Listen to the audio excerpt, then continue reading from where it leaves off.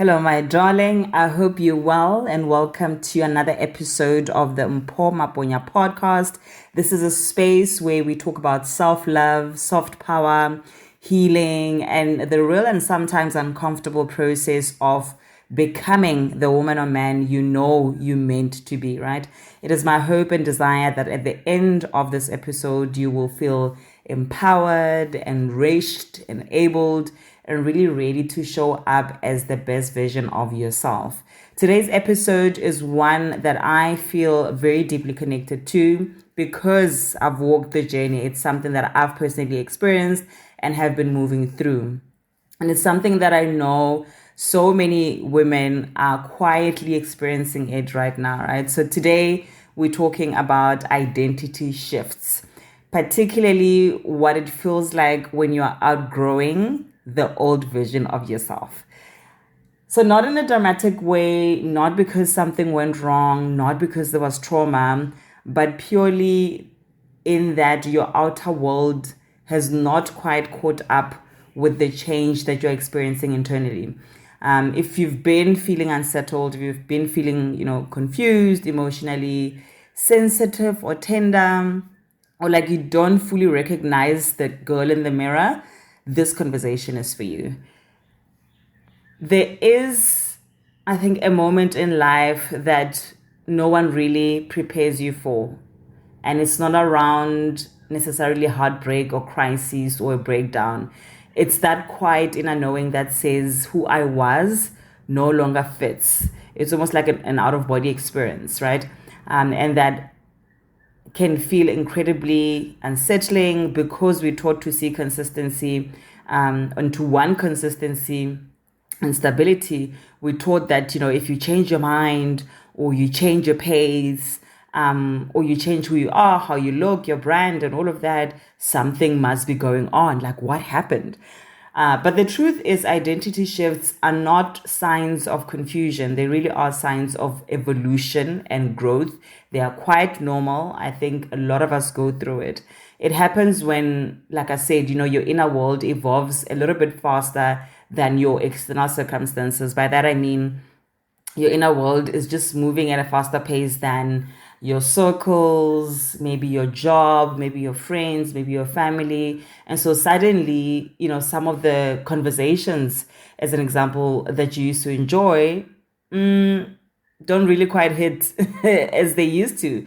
You don't crave the same type of environments. You don't resonate with the roles and responsibilities that or rather labels and titles that you once played so well.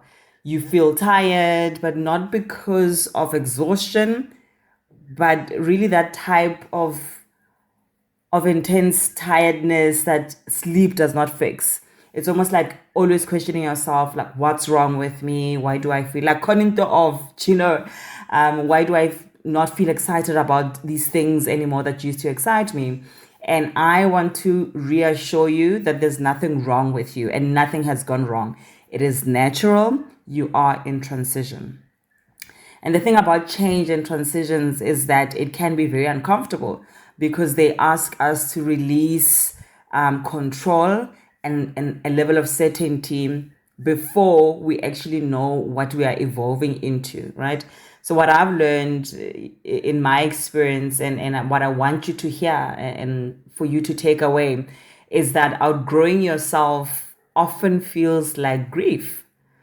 And you'll hear sometimes talk around how are you grieving the all parts of yourselves. And when I was met with that question, it was like, no, I think I like my previous self pretty good as well. But it's not really that you didn't like yourself. It's around acknowledging and understanding that there is a shift. How I used to move through the world now is, back then is very different to how I move through the world now. And it's around how are you showing that grace to yourself? Do you miss those parts of yourselves? What did they enable? What did they stop you, from doing? And so sometimes you're grieving the version of you who survived hard seasons, the version of you who stayed very, very strong, and steadfast and Mbokoto vibes, the version of you who held everything together. the version of you that people relied on, and they knew if I pick up the phone and call this person, they're going to be here. So now, even if that version exhausts you, she also protected you.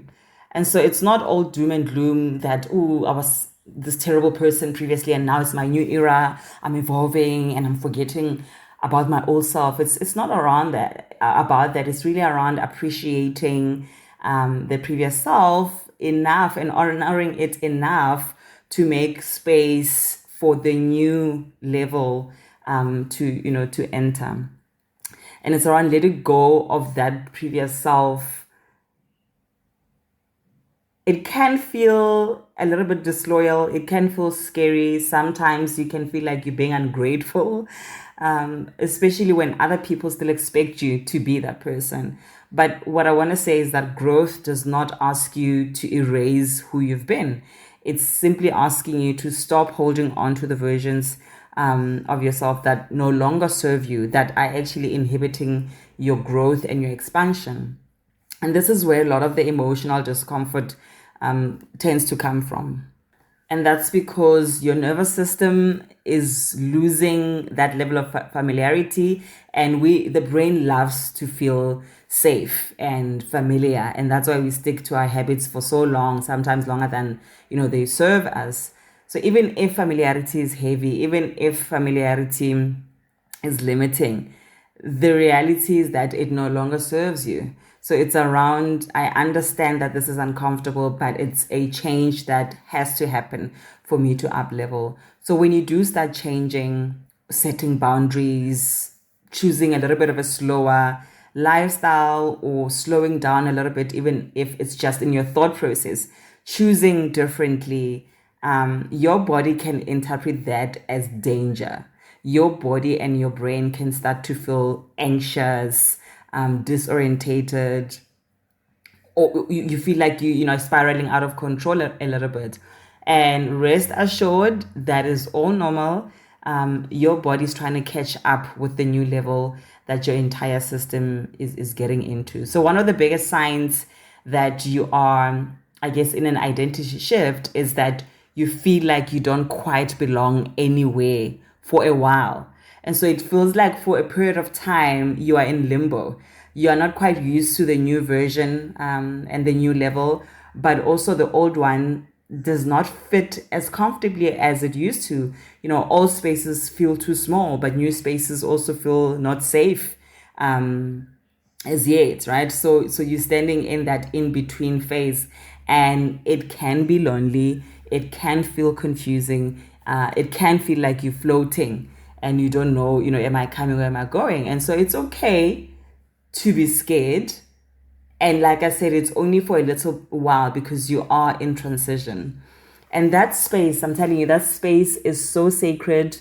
Spiritual growth comes in moments of stillness and quiet. And that's what I want to encourage you to do, to allow for the silence, to change your relationship with silence and let it teach you and let the clarity come in. But it only comes in when you allow yourself to slow down a little bit, to take in that new information. So this is really where, you sit with the question around, who am I becoming now that, I'm no longer who I used to be? And that question deserves grace. It deserves gentleness. It deserves no pressure. And I do find that a lot of women try to rush this process or this phase. We want answers. We want clarity. We want the labels. We want the certainty and that level of control. But the thing about identity shifts is that they don't respond well to force. They respond to safety. So when you slow down and you rest and you nourish yourself and you allow space for your emotions to come through and to teach you and give you the message of your inner being, when you stop explaining yourself to everyone, that's when clarity arrives naturally. I do find like a lot of times in this phase, because we want answers, we run around asking everyone what they think, and I love coaching. I mean, of course, I'm a coach. I love coaching. I love mentorship, and I love advice and all of that. But I do feel like this level of transition is around understanding that you already have all the answers that you need, and no one outside of you can actually tell you the next version you're hopping into, right? So it's about going inside. I find that another thing that not a lot of people talk about is how identity shifts can change your relationships as well. So not always because people leave, but because your capacity changes. There's some of the things you can't stand anymore, some of the ways you are treated, you can't stand anymore. You might find that certain dynamics start to drain you, or you're no longer available for just emotionally exerting yourself like that emotional labor. You just don't have capacity for anymore. You might feel a level of guilt, especially if you're just learning to say no and to push back. But boundaries are not betrayals, and that's something you need to understand in that process of you becoming, is that they just give information. They teach people how or where to meet you now, as opposed to how they, met you historically. And some people will be able to hold that space for you and they'll come with you in your evolution, but some won't. And neither means that anyone has failed. You haven't failed, they haven't failed. You have outgrown each other, and that's okay. There is evolution happening, and that's okay. And it hits different for everyone. So for me, the concept of becoming her or him is not about becoming louder or harder or harsher or, putting your foot down. In many cases, I find that it's about becoming softer and quieter and more intentional and more, attuned to what your body and your spirit need. It's really about choosing peace, even when the world wants to praise productivity and reward burnout and all of that. It's about you standing in your truth and trusting that you don't need to justify your process of becoming to claim your worth. What comes after that shift, though, it's also not fireworks. You don't get an award. You don't get big congratulations. But what comes is alignment, and only you can feel it when you start walking in it. So you start making decisions a little bit more easier. Your no's really become very clear, not necessarily harder, not necessarily harsher, but they're clear. Your yeses are more rooted, and they're not from a place of being a yes man or a people pleaser. You stop forcing things that once felt strained. Like if it doesn't feel aligned, you just don't do it. You don't force your way through it. And what I found is that you then tend to feel more present in your body, which has certainly been my experience. So there's a sense of, I'm okay with who I am now, even if the journey is not finished, even if I have not fully become. And as I always say, there is no destination. We continue to be in the journey until we move on from this time-space reality. So in becoming her or him, it's really not rushing it. It's not performance-based. It's not you proving to anyone or any institute or any societal norm that you've arrived. It's really around listening, and most of the time listening to your inner being and your inner guidance and GPS.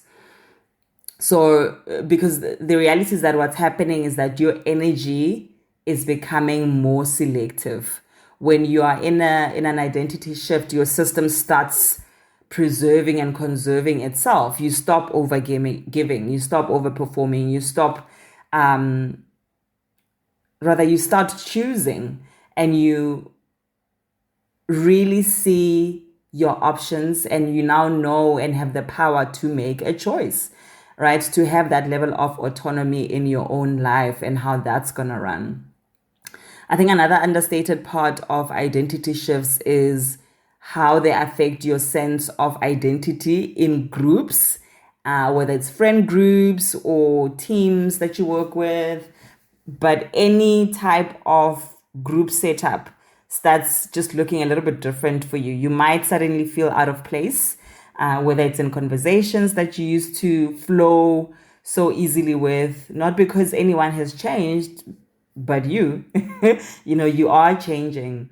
Some of the jokes don't land the same as they used to. Some of the topics just don't spark the same level of curiosity, or it just does not excite you. The dynamics feel old and repetitive. And instead of judging that space, it really is around starting to question yourself.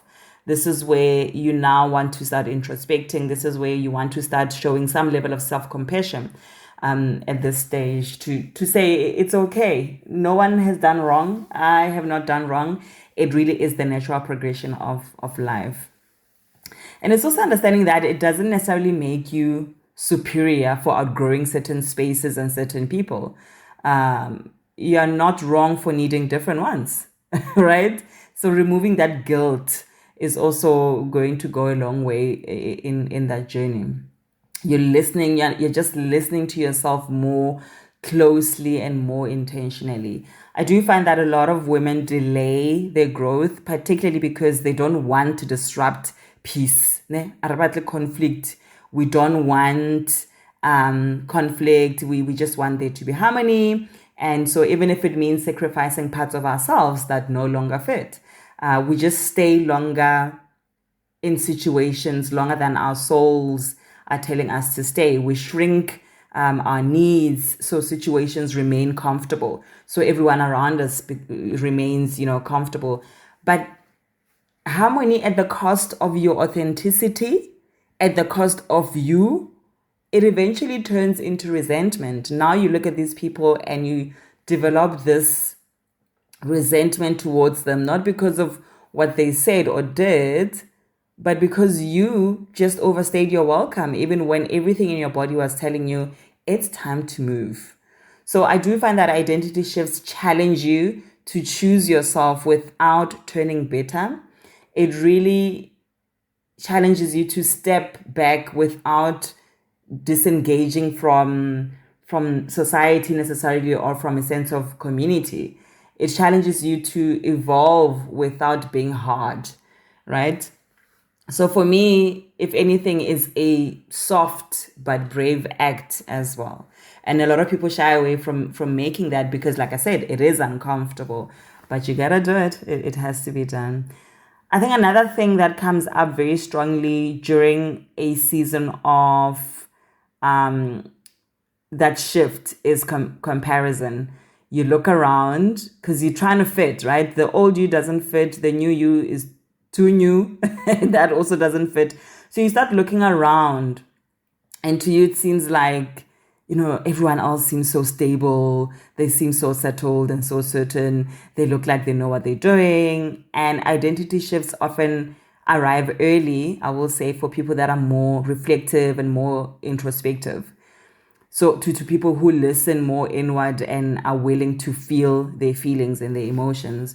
So there isn't an age when it happens, right? There isn't like, once you hit this age. I mean, there are trends to say, okay, after a certain age, you may experience some level of change. But it's not about an age. It's also about your journey, your personal journey, and how you've moved through the world. I think one of the gentlest things that you can do to adjust in that state is really befriending silence. When you allow yourself those quiet moments, like not scrolling, not filling the space, you start noticing what brings tension to your body, right?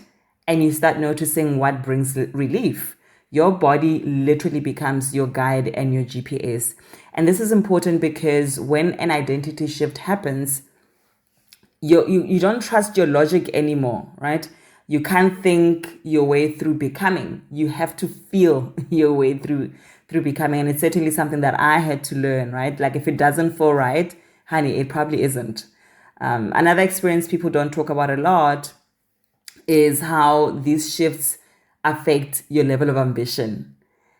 Sometimes it's not that your ambition disappears, but it morphs into something different, right? It changes how it looks, how it feels, and it changes its shape. You might still want success, but not at the expense of your body, not at the expense of your peace. You might still want more, but not through constant pressure, constant strife, do you understand, constant conflict. You might want depth rather than more. You might just want quality instead of quantity, right? So it's really around holding space for that change and how ambition changes, or your definition of it and your appreciation of it. And it doesn't mean that you're settling. It just means that you're redefining what success means for yourself. And you're redefining how, success no longer fits what society say as an example. And that process of redefining success can really feel scary because it's no longer borrowed from external measures and societal norms. And, oh, you're this age and you're a girl, you should be having this. And by now, that level of pressure, it's not around that. It's another layer. And so it really requires you to go deep and to go inside. And as you slow down, old feelings may surface. You remember the things that you previously had no space for. Moments you brushed past while you were in survival mode, now they come back and they creep up, right? Your nervous system now starts to release what you've been bearing because it's suddenly starting to feel safe enough to process. And so there may be tears. In my experience, there were tears, mood swings, sadness. There's nothing wrong. It's part of the integration process. You are literally growing into your next level and your evolved self. And so I guess a powerful reminder that I would want to offer at this time is that you do not need to be consistent to be trustworthy. You are allowed to change your mind. You are allowed to move at a different pace than you used to move at before or than other people are moving at. You are allowed to redefine yourself more than once. You are allowed to restart again and again and again and again until it feels aligned to you. And I think another subtle sign of identity evolution is also how you show up in conflict. You may notice the fact that you are just less reactive. If someone comes at you or a situation comes at you, you actually pause. And it's almost like you're trying to figure out, am I going to respond as the old version of me? Or, what's the next step from here? Where do we go? And you just become more emotionally quieter than before. You might not feel the need to defend and to argue and to prove your point and to be right. Not because you don't care anymore, but because your peace has just become so much more important to you than being right? And so this is emotional maturity at its best, folks. So it's really around not necessarily being cold.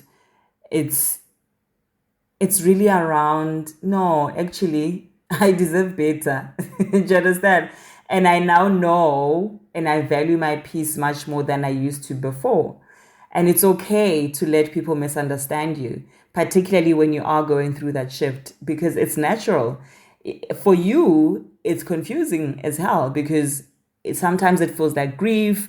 Sometimes it feels like you're confused and you're not really steady in this new version of yourself. So I'm going to need you to allow yourself to go through that without the need to explain to everyone around you what's happening, right?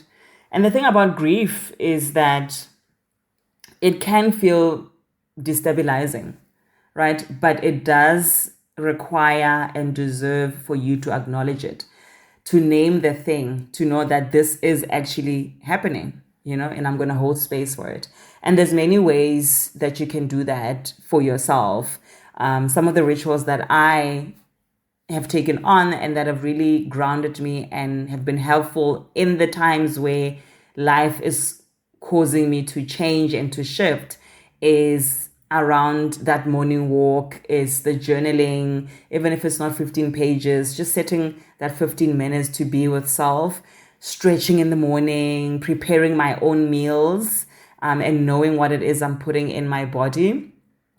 So these kind of rituals have really, for me, anchored me, even when it felt like there was a lot of chaos and turmoil going on internally, that internal conflict. And I think perhaps the most grounding truth is that no identity shift lasts forever. So you can gain comfort in the fact that it's only but a season, it's only but a phase. Eventually, your energy will settle.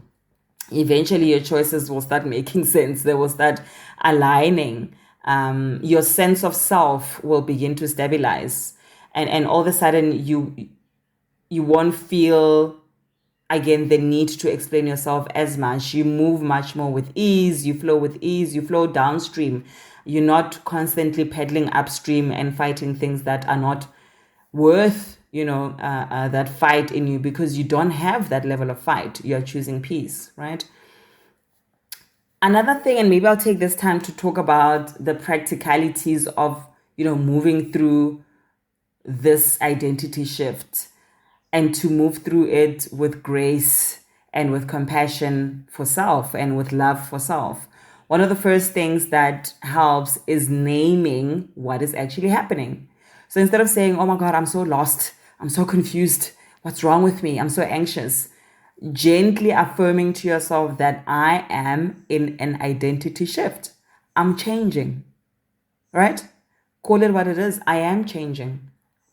And I find that there's power in language and in words, because it removes the shame from what it is you're feeling, and it replaces that panic with much more understanding. You stop fighting yourself and you really start supporting yourself and showing up for yourself much more gentler and with kindness. And another thing is really around slowing down your pace, even if it's just a little bit. I know most of the time when I talk about slowing down, the objection is around there is no time. There's so much to do, so little time. But I promise you, even if it's just slightly, even if it's an extra, waking up extra 30 minutes earlier, to just slow your pace and move through life just a little bit slower. Because when we do feel confused, we often try to speed things up. We want to make quick decisions. We want to push forward. And we want to fill the silence. But the magic is in the silence, right?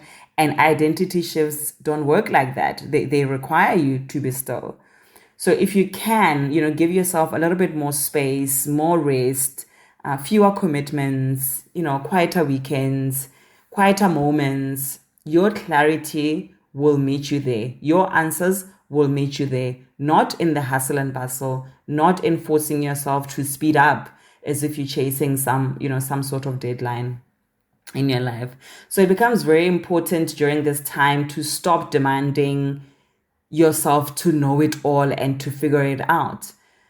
You don't need to know the full plan as yet. It's only a phase. Allow it to happen. You don't need to know who you are becoming yet, but only to acknowledge the fact that you are changing. All you need to know is that I'm clear about what no longer feels true for me. And that in itself is progress. Like, that on its own is a win. Another way to, I guess, move through the change with more grace is by protecting your energy without over explaining, right? Not everyone needs to access your inner world. That's why it's your inner world, right? While you're still rearranging yourself, or while your inner world is still rearranging itself, you don't need to over explain that process. Some growth is private. Some clarity needs you to be quiet. You are allowed to pull back. You are allowed to say less. You are allowed to keep things sacred while they're still forming, while you're still trying to grow into this new version of yourself. And your body also plays, a bigger role than we often realize when you are going through an identity shift. It's not just a mental shift. It's not just affirmations. It's not just labeling, oh, I'm in my soft era or whatever.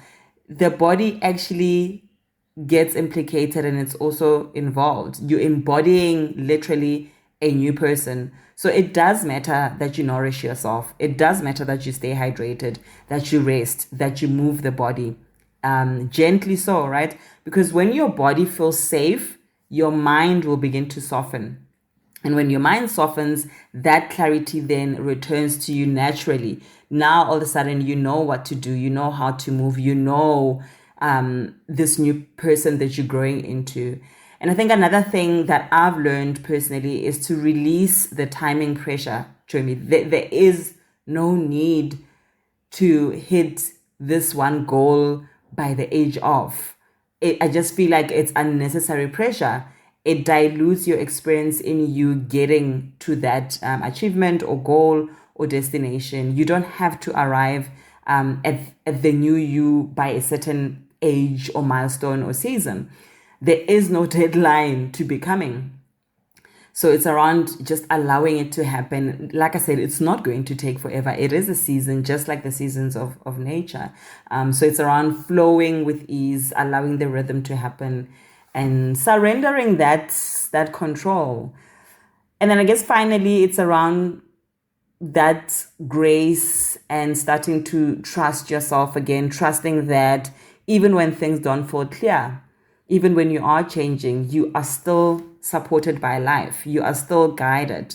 Trusting that the pauses are needed and they actually make you more productive. You don't get productive just by increasing your level of activity. It's around the intentional activity and taking inspired action, right? So it's important that you begin to also trust that discomfort does not mean that you are doing something wrong or you're going the wrong way. Sometimes grace simply looks like letting yourself be human and allowing yourself to be imperfect while you evolve and being okay with not being okay, right? So if you are in a season where you feel like you've outgrown an old version of yourself, I want you to hear me very clearly. You are not lost. You are not behind. You are not broken.